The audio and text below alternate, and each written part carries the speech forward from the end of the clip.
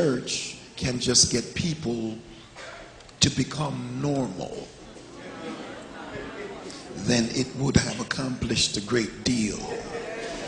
I never thought that there was so much pain of abuse, pain of sexual abuse, pain of physical abuse, and the saints would come up to the mic, and I've discovered now that I have to have counselors because there was no leadership in the home.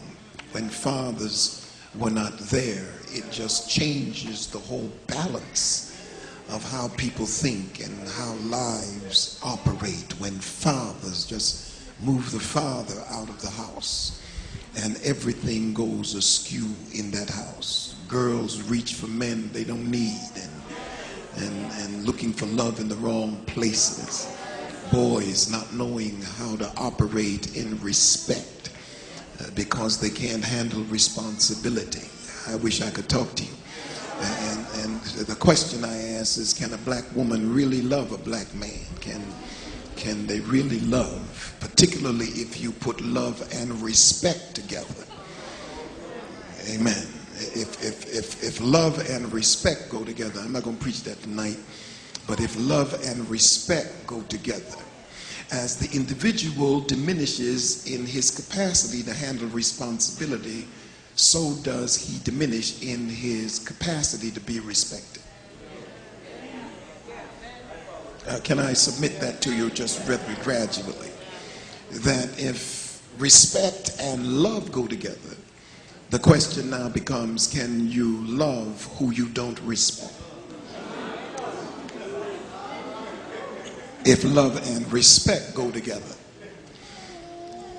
because to have respect, you have to handle responsibility. And if you diminish in your capacity to handle responsibility, doesn't the subject diminish in her capacity to love you? Because on what level are you forced to love if you have to love who you can't respect? I submit that when you miss it in the home, then what happens is it becomes generational. So what we're fighting today is not what happened in the last 2 generations.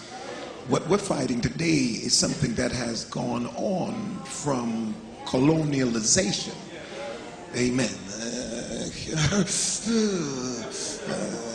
It's frightening. Now, if you separate love from respect, then you make love subjective.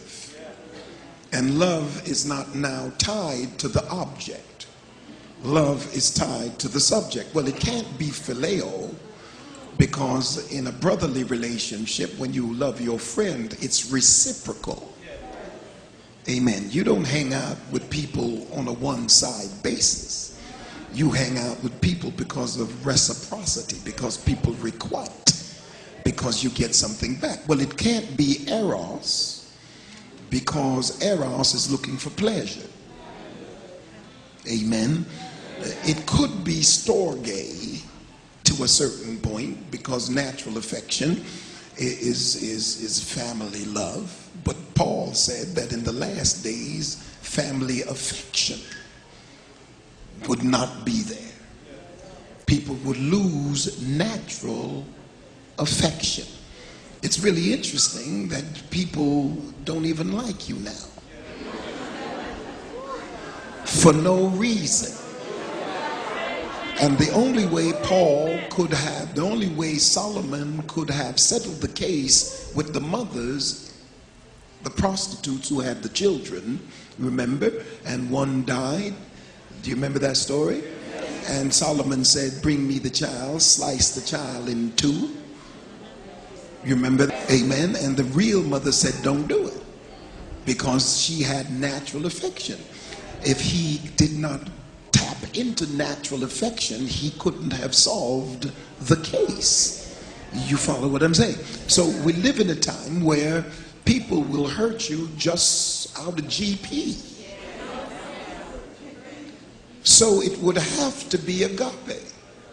If you can love what's not respectable, it has to be agape, But agape carries with it pity. Leave that alone. And agape, oh, we need to just help our black brothers. We gotta help our black men, and we gotta love them no matter what. Amen. Because now we're into pity. If you have great leadership in your home, you ought to give God thanks. If you have great leadership in your church, you ought to give God thanks. It changes the way your life goes. Amen. When you have somebody who is a gift from God, anybody who helps you to get closer to God is a gift from God. Amen. And I'm not even dealing with the creative aspect of this job, because you know when the preacher's not prepared. And certain preachers show up, you're not coming.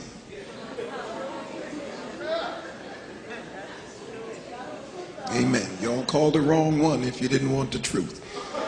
Amen. Sometimes we sit with the committee, and the committee puts together the list of preachers who are coming, and the committee don't show up. Amen. And the creative aspect of this job is horrendous, because every Sunday the preacher has to have something for the congregation. Now, if a person's on the field, like I preached in 20 different places this month, if a person's on the road, all he needs is 10 good messages and a good secretary, so that he doesn't preach the same thing in the same place when he goes back the next time. Amen. That's all he needs. But when the preacher has to preach to the same congregation every Sunday, and sometimes when he gets ready to study, this big Bible shrinks into a pamphlet. It just becomes one leaf when he's trying to find something to preach. And everything he preach, he feels like preaching, he's already preached it. Amen.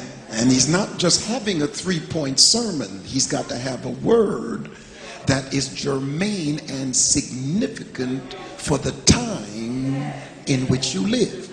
Because the truth of the matter is, if everybody came back tomorrow night, wore the same clothes, sat in the same seats, you would still be a different congregation. Because between now and tomorrow night, you might have experienced something that was wonderful or something that was catastrophic. And it would have changed your psyche, your mental energy, and your disposition towards life when you walk through the door. So you're not just looking for a performance. You're looking for a word that is significant to